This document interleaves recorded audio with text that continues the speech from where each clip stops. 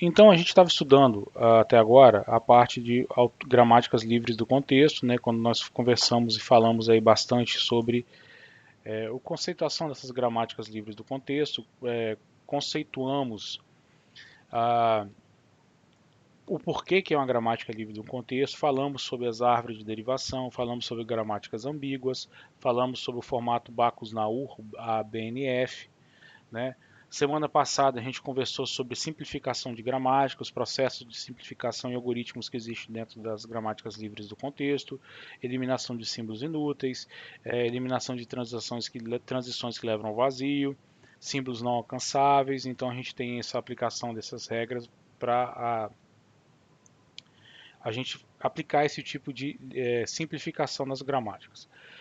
Existem uns que são chamadas formas normais, que é normalizar o formato das regras de produção, mas eu não me apego muito a esse formalismo, não, porque eu acho que a gente tem uma aplicação mais importante na parte de simplificação, tá? E aí a gente chega então na parte de autômato compilha, que é exatamente o formalismo reconhecedor das chamadas gramáticas das linguagens livres do contexto, ok, pessoal? Então, a gente tem um formalismo denotacional, que no caso ali, gerador, que axiomático gerador, que é a gramática livre do contexto, com toda aquela sua especificidade em relação às formas das regras de produção, que eu sempre vou ter um símbolo variável do lado esquerdo que vai derivar em uma cadeia alfa, e essa cadeia alfa pode ser constituída por uma quantidade qualquer de símbolos variáveis e não variáveis, que distingue muito fortemente da gramática regular, né, que eu tenho uma regra muito forte em relação à forma como as regras de produção são construídas, que do lado esquerdo eu tenho uma variável, do lado direito eu posso ter zero ou uma variável que pode ser sucedido ou precedido por uma cadeia de terminais. Então isso aí determina e delimita para mim o que eu chamo aí de gramáticas regulares.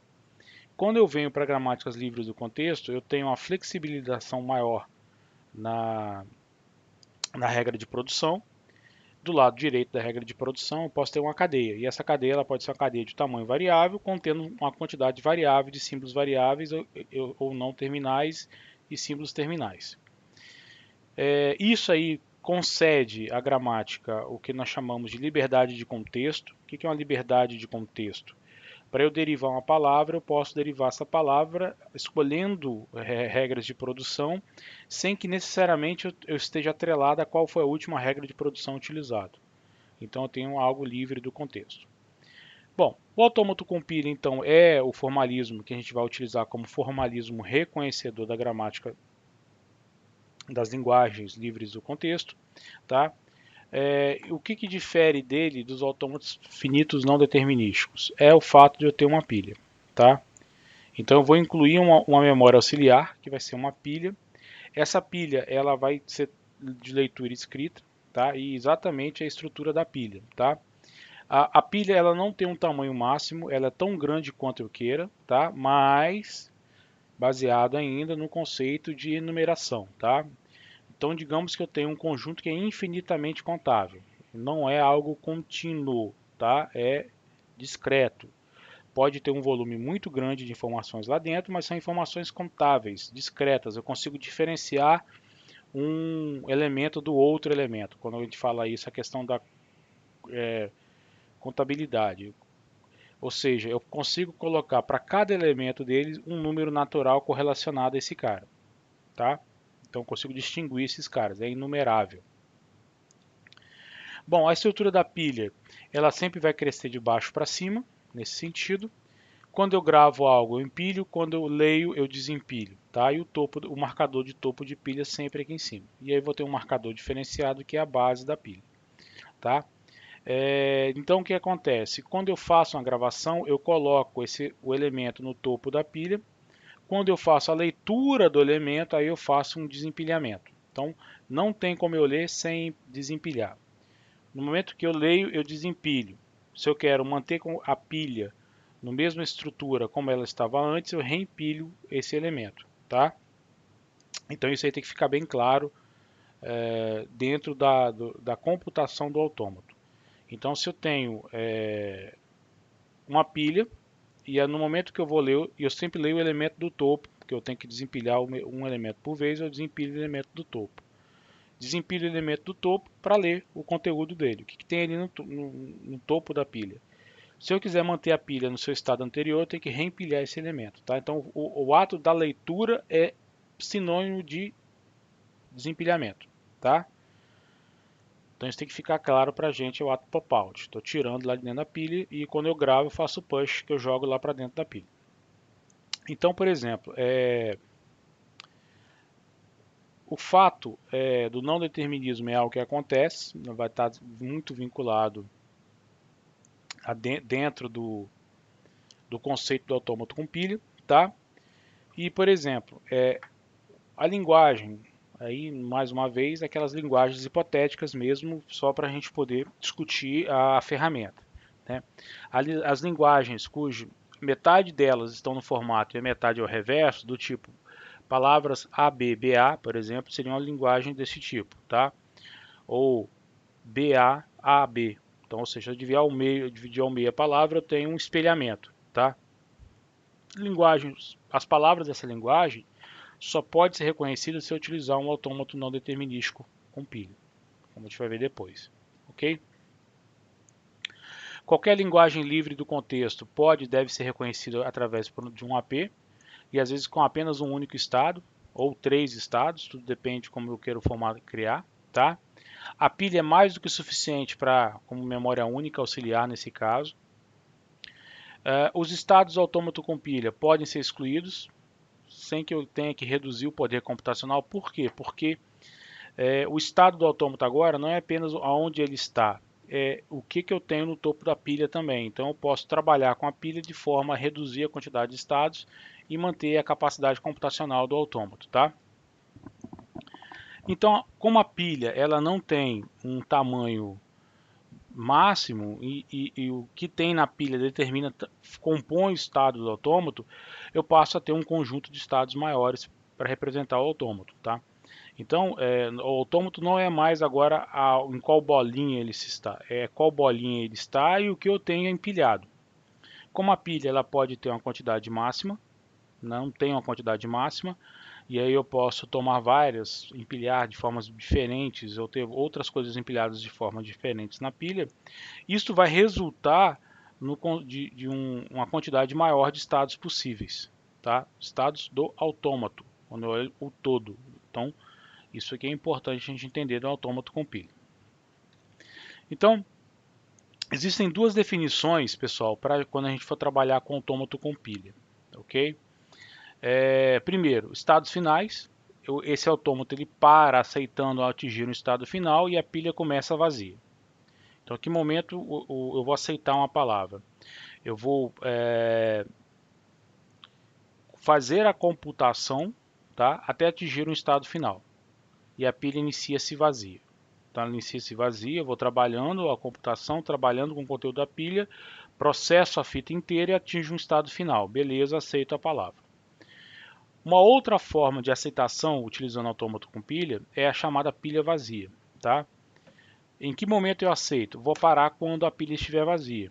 Então a pilha, ela inicialmente vai conter um símbolo que é o marcador de pilha vazia. O JFlap trabalha com o símbolo Z para isso, tá? E não vai existir estados finais aqui. Eu vou processar a palavra e no momento que a pilha se esvaziar, eu vou dizer que a palavra foi aceita. Se a pilha nunca se esvaziar, a palavra vai ser rejeitada, vou botar o autômato com loop, tá? Então, ou se eu processei a palavra inteira e a pilha continua ainda com algum elemento diferente do marcador inicial, eu também rejeito a palavra. O nosso autor, e eu também prefiro, é adotar o primeiro, tá? Por que adotar o primeiro? Porque o primeiro ele está mais coerente com aquilo que nós já vimos anteriormente em outros autômatos, que é o fato de eu fazer a computação do autômato, da cadeia que se encontra na fita, e ao final dessa computação me encontrar no estado final, tá? Mantém correlação e coerência com o que nós já vimos anteriormente. E Quando eu faço a segunda abordagem ela é um pouco mais complicada para eu determinar o momento de parada. O momento de parada é o momento que ou eu li tudo que está na fita, ou esvaziei a pilha. Pode acontecer de eu esvaziar a pilha e ainda ter coisas para ler? Pode, então eu continuo a computação do autômato. Então o autômato nesse caso ele para como? Quando eu ler todo, processar toda a fita. Eu posso processar toda a fita e ao final do processamento ter uma pilha vazia, aceitei a palavra. Eu posso processar toda a fita e ao final do processamento não ter uma pilha vazia, rejeito a palavra. Ou durante o processamento da fita, da cadeia que se encontra na fita, da palavra que se encontra na fita, eu chego em uma situação que eu não tenho uma indeterminação. Não existe uma transição definida para o estado atual do autômato para aquilo que eu estou lendo na fita. Então, nesse caso, também eu vou rejeitar. Essa é a segunda opção de pilha vazia. Na primeira opção de estados finais, eu vou processar a fita inteira. Cheguei a um estado final, independentemente do que tem na fita, aceita a palavra. Processo a fita inteira, não me encontro no estado final, rejeito a palavra. Durante o processamento da cadeia que se encontra na fita, esbarro ou me deparo com uma situação de indeterminação, indeterminismo no sentido de que não existe configurada uma transição para aquela leitura e para aquele estado atual, então nesse caso eu vou rejeitar a palavra, tá? Bom, o autômato ele vai ter a fita, ele vai ter a pilha, tá? Como memória auxiliar, que pode ser de leitura e gravação. A fita continua ainda sendo somente leitura, da esquerda para a direita. Eu tenho uma unidade de controle, que vai refletir o estado do meu autômato. E eu tenho uma função programa que vai realizar toda a lógica de transição, de mudanças de estado do meu autômato. Tá? A pilha, cada célula armazena um símbolo do alfabeto. Tá? A leitura e gravação sempre é no topo da pilha. Então eu sempre leio o elemento que está no topo e sempre gravo no topo da pilha. Tá? Bom, o tamanho da pilha é o tamanho da palavra que eu armazenei na pilha, ou seja, a cadeia, porque eu vou armazenando símbolos na pilha, tá? Então eu tenho um conjunto de símbolos que vai formar uma cadeia na pilha e essa quantidade de símbolos para mim determina para mim o tamanho da palavra. E inicialmente a pilha se encontra vazia, tá? Vale ressaltar que eu posso empilhar mais de um símbolo por vez. Enquanto na fita eu leio um símbolo, ou seja, uma célula por vez, na pilha eu posso empilhar mais de um símbolo por vez. Então eu posso empilhar uma cadeia inteira. Só que não vai ficar empilhada a cadeia numa célula. Eu vou empilhar um conjunto de 3 símbolos. Então eu vou empilhar como se estivesse empilhando 3 vezes, tá, gente?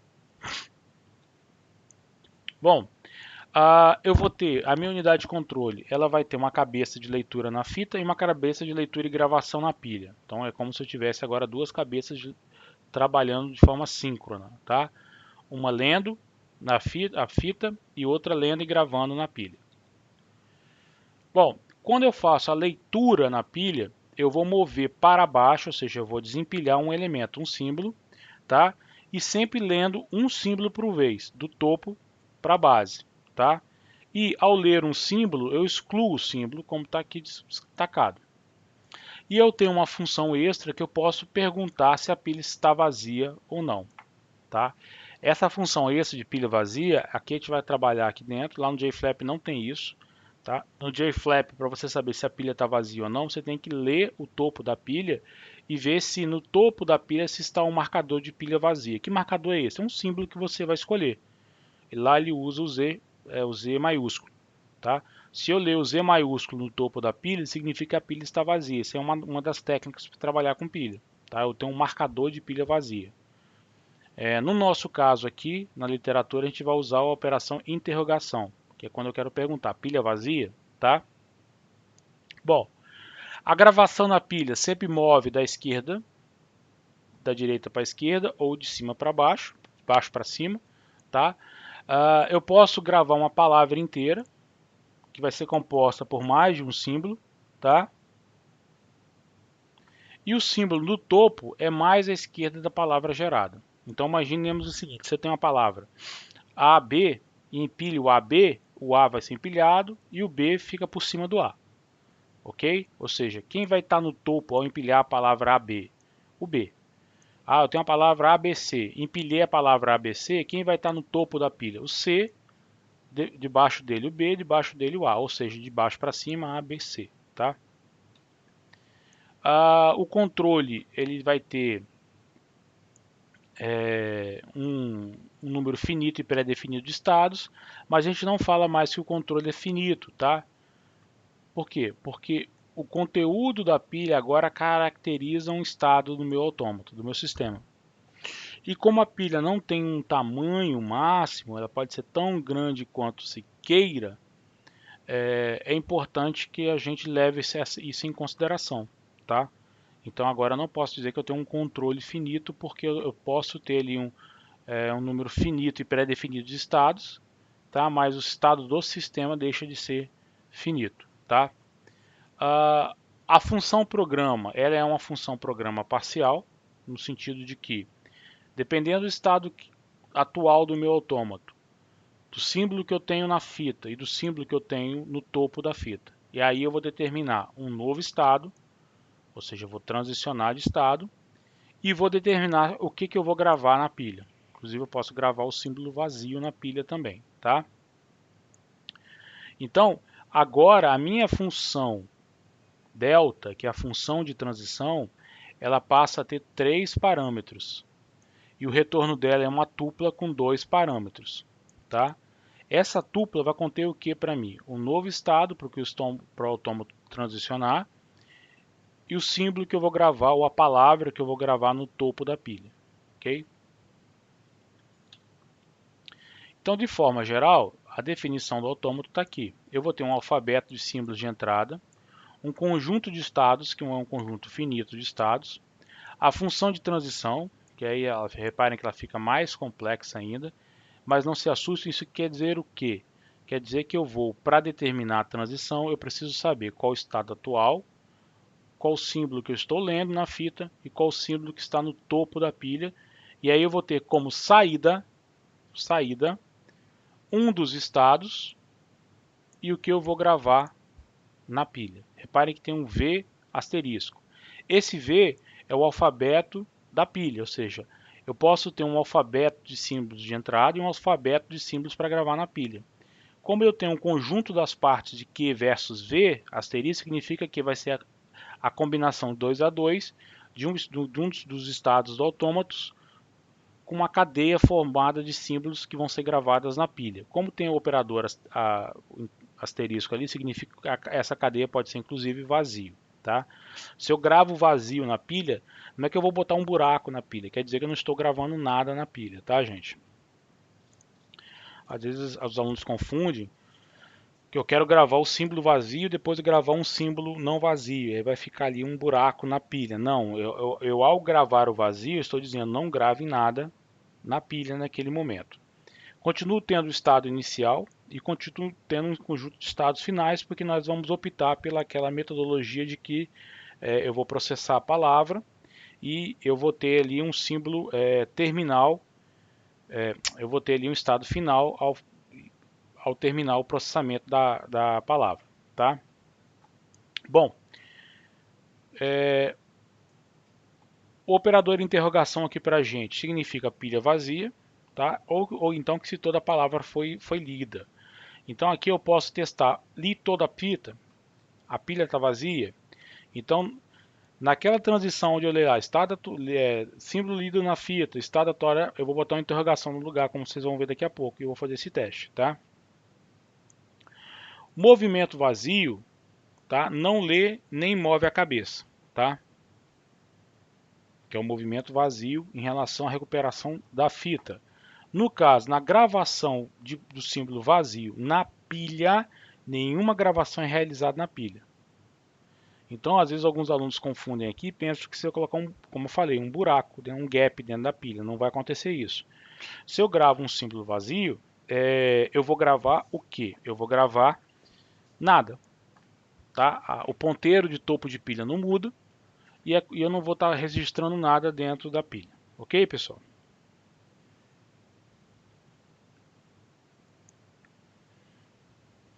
Tranquilo? Até agora? Então, tá bom, Jonathan. Tá acabando, né, Jonathan? Tá acabando.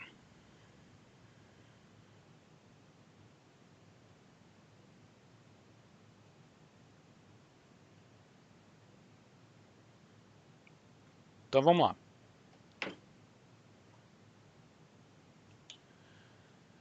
Como é que posso então exemplificar essas transações, pessoal?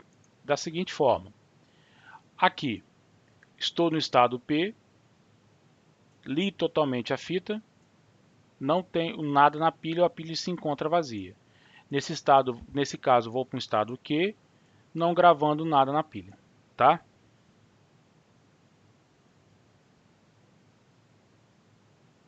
Como é que é, Jordan? No caso, a ideia das estruturas dos autômatos sempre vão se parecer e seguir a estrutura de dados? Não, estrutura de dados é estrutura de dados, né? Na realidade, sim. O autômato, não. Não, no caso aqui é o único que vai ter a pilha, tá? A gente não vai ter autômato com árvore ou com fila, não. Só pilha, tá? Não, é pilha. A estrutura de dados é a pilha. Não deixa de ser a pilha. É pilha, tá? Mas eu não tenho autômato, por exemplo, com árvore ou com fila, tá? Só tenho um autômato com pilha. A próxima classe seria a máquina de Turing, que não tem pilha nenhuma, tá? Ela tem sim a fita, que é leitura. Eu passo a poder gravar e passo a poder ler na fita. E passo a poder ir para frente e para trás na fita. Bem parecido com o endereçamento de posições de memória. Então essa é a característica da máquina de Turing, tá? Então, pessoal, como é que fica então a minha função aqui de transição? Eu tenho o estado atual, eu tenho o símbolo que eu estou lendo na fita, eu tenho o símbolo que se encontra no topo da pilha. O resultado dela, não, a máquina de Turing seria agora, Jordan, mas com esse formato de semestre aí, com tudo, a gente não vai conseguir abordar esse semestre. Mas eu vou falar de máquina de Turing em compiladores. E aí, como resultado de saída aqui, eu vou ter o novo estado e o símbolo que eu vou gravar na pilha, tá? Então, como é que ficaria então a nossa transição, tá? Em termos de diagrama? O estado anterior, o símbolo lido na fita, o símbolo que deve estar no topo da pilha e o símbolo que eu vou gravar na pilha e o novo estado. Então agora aqui eu passo a ter três parâmetros ali na transição para poder mover. Tá? Então para mim sair de um estado A, de um estado P para um estado Q, eu vou depender do que eu estou lendo na fita, eu vou depender do que está no topo da pilha e vou determinar o que eu vou gravar ao fazer a transição. Tá? Ao sair de P para Q. Então aqui eu estou lendo X, eu tenho Y no topo, transiciono de P para Q e gravo V no topo. Tá? Lembrando que ao ler Y, eu retiro ele da fita, da pilha. Então o Y não se encontra mais no topo da pilha, porque eu li. Lembre-se que leitura é um pop-up, um pop-out. Eu estou lá e tiro esse cara da pilha, tá? E vou armazenar o V no lugar.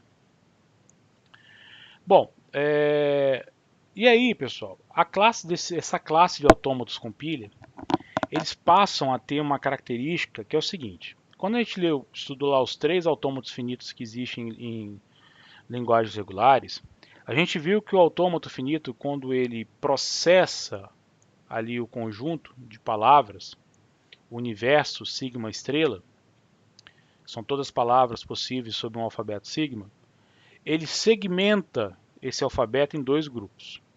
O grupo das palavras que ele aceita, é a linguagem para o qual ele foi construído para ele aceitar, e o grupo das palavras que ele rejeita. São dois grupos, então quando ele pega o grande grupo universo no sigma estrela, ele particiona ele em dois grupos, tá? Um grupo que são complementares, né? Um grupo que é a linguagem que ele reconhece e as palavras que ele não reconhece, aceita e rejeita. No caso de autômato com pilha, vai existir um terceiro grupo. No momento que ele processa o sigma estrela, ele vai ter um conjunto de palavras que ele vai aceitar, que é a linguagem que ele reconhece, o conjunto de palavras que ele vai rejeitar, ou seja, ou não vai ter uma transição definida, ou processa a palavra inteira não se encontra no estado final, ou então não tem a pilha vazia. E um terceiro grupo que é as palavras que colocam esse autômato em loop. Tá? O que é loop? Ele não atinge o estado final ou a pilha nunca esvazia. Então ele acaba ficando em loop. E o loop acontece principalmente se a gente utilizar a metodologia de estados de pilha vazia para aceitar a palavra. Então isso pode acontecer? Isso pode acontecer e colocar o autômato em loop. Tá? Principalmente se eu tiver também transições onde eu não leio nada na fita e aí eu acabo ficando em loop. Ah, mas é a mesma coisa que rejeitar? Mais ou menos. Ele não é essa palavra que coloca o autômato em loop, não compõe a linguagem do autômato, mas também ele não está rejeitando. Ele não está rejeitando dentro dos quesitos que nós já estudamos de rejeição. Não se encontra no estado final ou não está definido uma transição em algum momento da computação do autômato. Tá? Então, nesse caso, ele vai estar particionando esse sigma estrela nesses três grandes grupos. Aceita, se algum dos estados alternativos me levar, se um dos caminhos alternativos me levar a um estado final, lendo toda a palavra, é uma definição de autômato não determinístico, porque o OAP ele é intrinsecamente não determinístico, tá? Ele rejeita se nenhum dos caminhos alternativos me levou a um estado final, uma situação de aceitação, ou então ele vai rejeitar, tá? Se pelo menos um caminho alternativo colocar ele em loop. Tá? E nesse caso os demais vão rejeitar ou então também vão entrar em loop também. Ok? Então esse é a questão do como ele faz o particionamento nesse grande conjunto aí, desses três grupos aí. Ou ele vai aceitar, que é a linguagem que ele foi construído para reconhecer, ou ele vai rejeitar, ou então ele vai colocar em loop. Tá? Então agora eu passo a ter três tipos diferentes de conjuntos de palavras como resultado do processamento do autômato compile. Bom, vamos ver um exemplo aqui. Vou apagar isso aqui. Deixa eu apagar. Isso aqui já ficou aí do semestre passado. Cadê a borrachinha? Tá aqui. Vou apagar esses caras aqui.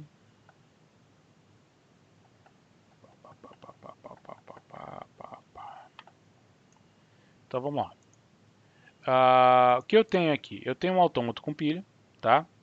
Que vai reconhecer palavras de duplo balanceamento. Né? Lembrando que na aula retrasada nós falamos sobre essa questão da linguagem de duplo balanceamento. O que é a linguagem de duplo balanceamento? Eu tenho símbolos que vão se casar. Então, para cada A que apareça, eu tenho que ter um B correspondente. Para cada abre colchetes, eu tenho que ter um fecha colchetes. Para cada abre chaves, eu tenho que ter um fecha chaves. Para cada parênteses, eu tenho que ter um fecha parênteses. Tá? Para cada begin, eu tenho que ter um end. Então essa é uma linguagem de duplo balanceamento. Então a gente propõe aqui como solução para isso esse autômato. Tá? Esse autômato ele vai estar no estado Q0 se ao ler A não vai desempilhar nada, ele empilha um Bzão. E ao mesmo tempo ele testa. Pilha vazia, fita lida, pilha vazia, não leia nada, vai para F. Se ele lê um B, ele desempilha um Bzão no topo da pilha. Ah, mas não tem um Bzão. Erro, rejeita a palavra. Ele desempilha um Bzão e não empilha nada. E vai para o estado Q1. E no estado Q1, o que ele vai fazer? Ele vai desempilhando Bzões à medida que ele lê Bzinhos sem reempilhar nada. Fita totalmente lida, pilha vazia, não grava nada e vai para o estado final. Qual que é a lógica desse autômato? Se eu estou lendo o símbolo A, eu vou enchendo a pilha com a quantidade correspondente de As. Se eu passo a ler um símbolo B, eu vou começar a esvaziar a pilha, lendo a quantidade correspondente de Bs. Ou seja, eu vou garantir que se eu tiver 4 As, eu vou ter 4 Bs. Se eu tiver 5 As, eu vou ter 5 Bs. Tá? Se eu tiver uma quantidade diferente de As e Bs, esse autômato vai rejeitar a palavra. Então, se a gente for olhar a computação desse autômato, tá? Ela tem exatamente essa estrutura. Estando em Q0, lendo um A, não tendo nada no topo da pilha, não lendo nada no topo da pilha, ou seja, não vou desempilhar nada, permaneça em Q0 e empilhe um B, Bzão. Se eu estiver em Q0, eu leio um Bzinho e tiver um Bzão no topo da pilha, vou para Q1 não empilhando nada. Então, diminuir um elemento de dentro da pilha. Se eu estiver em Q0, tá? E eu li totalmente a fita e a pilha se encontra vazia, então eu vou para QF, que é o estado final, não empilhando nada. Se eu estiver em Q1, li um Bzinho e tem um Bzão, empilhei um Bzão no topo da pilha, então eu vou para Q, eu permaneço em Q1 não empilhando nada. Se eu estiver em Q1, li totalmente a fita e a pilha se encontra vazia, então eu vou para QF não empilhando nada e vou aceitar a palavra. Então a ideia por trás desse autômato é exatamente essa. É a sua capacidade de, à medida que eu vou lendo As, eu vou empilhando Bzão. À medida que eu vou lendo Bzinhos, eu vou desempilhando e esvaziando a pilha. Então assim eu encho a pilha com As e esvazio com Bs. E aí eu garanto o duplo balanceamento nesse caso aí específico. Vou tentar fazer um exemplo. Vou botar aqui. Vamos dizer que eu tenho um A, B, B, tá pessoal?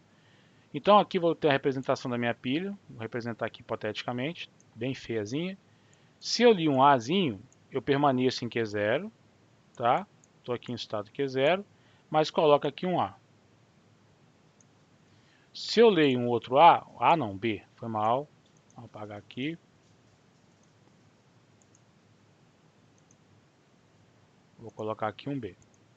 Se eu ler um A, eu vou permanecer em Q0 e vou empilhar um outro B, ok? Li um B. Lendo um B, eu vou para Q1, vou para o estado Q1 e vou desempilhar o primeiro, o B que está ali no topo. Li o segundo B, eu vou para Q1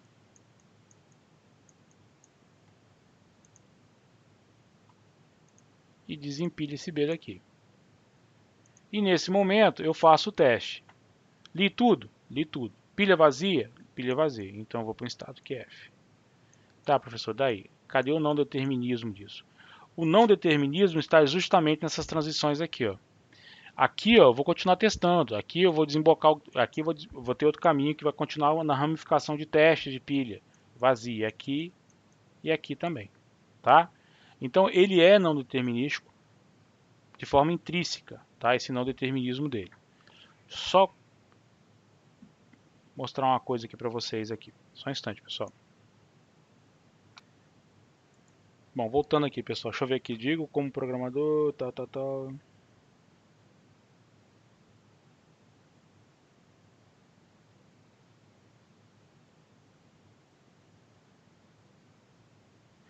Não, Jordan. Essa parte de autômato você tem muita, você vai ver mais lá em compiladores, tá? O desenvolvimento dele.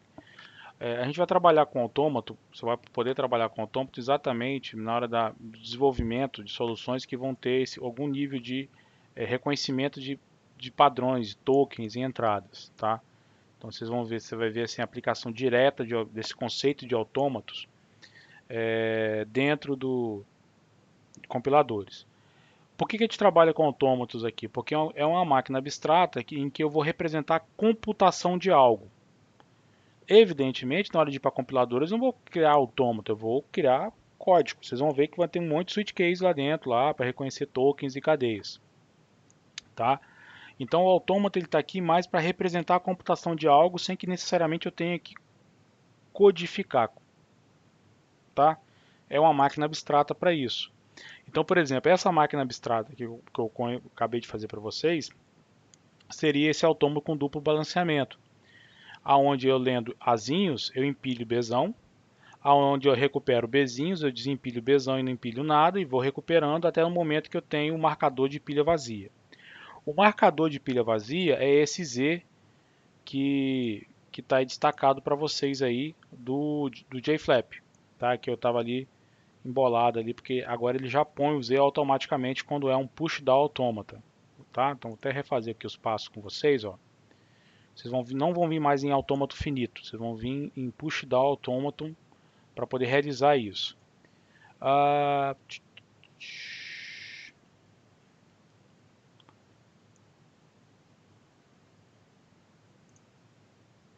Aí vocês selecionam input de múltiplos caracteres, tá? Traz para cá o estado, né? Que no caso aqui é o estado inicial, então ele já põe o Z lá. Então se eu ler Azinho na fita, eu gravo Bzão na pilha e não leio nada. Ao contrário, ó, deixa eu apagar esse cara aqui.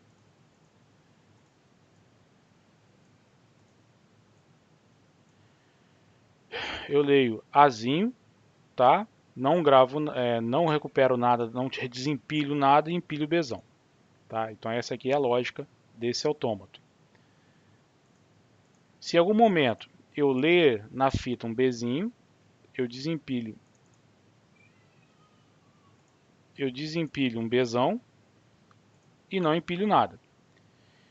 E vou ficar nessa transição aqui, ó, lendo Bs e desempilhando Bzões até o momento que não vou ler nada na fita, vou ter um marcador de pilha vazia, que é o Z, e não vou empilhar nada no lugar e chega ao final do meu autômato. Tá? Então aqui, ó, seria esse autômato. Vou fazer um fast run aqui, ó. Critério de aceitação, estado final. Tá ali, ó. Iniciou o processo, tá? E aí eu tenho aqui o AABBB, tá? Z, ele já entra com Z com marcador de pilha vazia, tá? Li um A, empilhei um Bzão. Li o segundo A, empilhei um segundo Bzão. Li um Bzinho, desempilhei um Bzão. Li um outro Bzinho em Q1, desempilhei outro Bzão. Faço o teste, estou com Z? Tô, vou para Q2, pilha vazia. Tá? Tá aí no JFlap o exemplo para executar esse cara aí. Deixa eu ver, step by step. Então vamos lá. Olha aí, ó. Aqui embaixo é pilha, aqui a palavra na fita para ser lida. Li um A, empilhei um Bzão, li um segundo A, empilhei o segundo Bzão. Li um B, transicionei para Q1, desempilhando um Bzão do topo e não empilhando nada. Li um segundo B, permaneço em Q1, desempilhando o Bzão no topo. E agora recuperei um Z, então vou para o estado final, porque o Z é o marcador de pilha vazia. Então é o exemplo da computação direta desse autômato aí, pessoal, com o uso de pilhas. Tá? Então a gente vai trabalhar com pilhas exatamente para poder fazer a gente vai trabalhar com pilhas exatamente para poder fazer essa computação específica. Tá? Agora, por exemplo, isso aqui da palavra reversa. A palavra reversa é, se eu tenho AA, se eu tenho AB, eu vou ter BA. Se eu tenho BA, eu vou ter AB, tá? Devido a palavra ao meio. E nesse caso eu vou ter os movimentos vazios. Vou tirar esse monte de troço daqui. Nesse caso, então, eu vou ter os movimentos vazios. Por quê? Li um A, empilhe um A. Li um B, empilhe um B. Movimento vazio, ao mesmo tempo eu vou estar em Q1 fazendo o quê? Desempilhando um A para cada A lido, desempilhando um B para cada B lido. Aí a computação é exatamente aquela que eu falei. Eu vou abrindo vários caminhos aqui, porque é uma computação vazia. Então, enquanto uma thread está empilhando, outra thread está verificando e desempilhando. Só que imagine que eu vou ter vários caminhos aí sendo abertos. Li tudo, pilha vazia, não empilho nada, vou para o estado final. E assim eu garanto que para cada A que apareça do lado de cá, vou ter um A para o lado de cá, para cada B do lado de cá, vou ter um B do lado de cá. Tá? Esse aí é o exemplo, por exemplo, de um autômato com pilha que reconheça essa classe de linguagem. Vamos tirar também essa bagunça que está aqui para ficar mais fácil para vocês enxergarem também. Deixa eu ver se eu consigo tirar tudo de uma vez só. Consigo. Então nesse caso aqui é interessante porque eu tenho N A's, M B's e quero fechar com N mais M A, ou seja, 3 A's e 3 B's. Então eu tenho 6 A's fechando. Mais uma linguagem hipotética. Então para cada Azinho lendo, eu leio um Xão. Empilho um Xão. Para cada B que eu leio na fita, eu empilho um Xão. Depois que eu empilhei os Azinhos e os Bzinhos, para cada A que vier, eu desempilho um Xão. Então, se eu tiver 3 A's e 3 B's inicialmente, quantos X eu vou ter depois quando transicionar para Q2? 6. Então, eu tenho que ter 6 A's fechando, o que corresponde àquele, o que a regra aqui da linguagem. Se eu tiver n As e m Bs, eu vou ter n mais m As fechando. Então, se eu tenho 3 As e 5 Bs, eu vou ter que ter 7 As no final da palavra fechando, tá? E aí eu faço esse movimento vazio. Esse movimento vazio aqui, ele pode ser até desnecessário, tá? A gente pode simular, de repente, a mesma coisa aqui utilizando o JFlap para isso. Vamos aproveitar essa mesma transição aqui, ó. Enquanto eu estiver lendo azinhos, vamos lá. Enquanto eu estiver lendo azinhos, eu vou empilhar o X, tá? Se eu ler um B, e aí eu não precisaria nem vir para cá para poder fazer isso. Se eu ler um B, mas aí eu vou permanecer isso, não desempilho nada e continuo empilhando X. A mesma coisa aqui, tá? E aí a mudança vai ser aqui, ó. Se eu ler, depois que eu empilhei esses Bs, eu li um A, aí o estado final sai daqui. Vamos ver se vai dar certo essa adaptação. Continuo lendo As, desempilhando X, não empilhando nada. Introduzo um outro estado final, que é o seguinte: li o marcador de fita vazia, esvaziei a fita, estado final. Vamos testar se vai funcionar? Então vamos lá. Eu tenho um A, dois Bs, então eu tenho que ter 3 As fechando. Tá ali, ó. Pilha vazia, li um A, empilhei um Xão. Li um outro Bzinho, empilhei mais um Xão. Li um terceiro Bzinho, empilhei um terceiro Xão. Li o próximo Azinho, desempilhei o Xão no topo. Li o segundo Azinho fechando, desempilhei mais um X, sobrou um. Li o terceiro e último Azinho, sobrou o Z.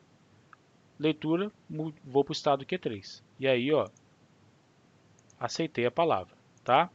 Então, pessoal, vamos voltar aqui, fazer um exemplo aqui utilizando aí, então, step by state. Então, 2 As, 3 Bs, eu tenho que ter 5 As fechando. Tá ali, ó. Li um A, li o segundo A, primeiro B, segundo B, terceiro B. Então, eu empilhei ali dentro 5X. Ao ler o próximo Azinho, já desempilho um X. E vou para Q2. Permaneço em Q2, lendo o Azinho e desempilhando até que a pilha, eu faço a leitura de pilha vazia e vou para Q3, que é meu estado final, aceitando então a palavra, tá? Então, pessoal, esse aqui é mais um exemplo de aplicação de autômatos com pilhas nesse processo de leitura. Por quê? Porque eu vou usar a pilha como esse meu apoio, eu vou usar a pilha como esse background para eu poder trabalhar, tá? Em cima desse apoio de background meu, e eu vou conseguir fazer essa flutuação entre um e outro exatamente utilizando a pilha como apoio, como memória de apoio para mim. Ok, pessoal. Então, o que acontece? A classe de linguagens livres do contexto são a classe de linguagens que são reconhecidas através de um autômato com pilha, tá? Então, se L é uma linguagem livre de contexto, então vai existir um autômato com pilha que a reconheça. Ponto. Tá? Isso aí é a definição do autômato e a prova depois aí, claro que vocês queiram ler, não tem nenhum problema, mas o que é importante é a gente saber que existe essa definição, tá? Ou seja, se L é aceita por um autômato com pilha, então L é uma linguagem livre do contexto também, que é a correlação entre autômatos com pilhas e linguagens livres do contexto. Se eu colocar mais pilhas, eu vou aumentar o poder computacional? Não vai aumentar o poder computacional. Então, se eu tenho 2, 3, 4 ou uma pilha, o poder computacional no final das contas vai ser a mesma, tá? E essa aí que é a ideia que a gente pode trabalhar, tá? Dentro desse todo esse conceito aí. Você trabalhar com AP é mais eficiente do que se trabalhar com autômatos finitos determinísticos com pilha, tá? Que aí eu posso ter toda essa parte não determinística com pilha ou não determinístico, mas não vou ter ganho de desenvolvimento e o ideal é que eu trabalhe com pilhas para poder com uma pilha e trabalhar com não determinístico para poder ter todo esse poder de reconhecimento. Então, de forma geral, o que tem que ter em mente é o seguinte: se eu tenho um autômato com pilha, a linguagem que reconhece é a linguagem livre do contexto. E toda linguagem livre do contexto é reconhecida através de um autômato com pilha, e a pilha, nesse caso, é a memória auxiliar, como a gente fez nos exemplos aqui que vocês vão estar trabalhando. Ok, pessoal? Bom, e aí a gente fecha então esse conteúdo.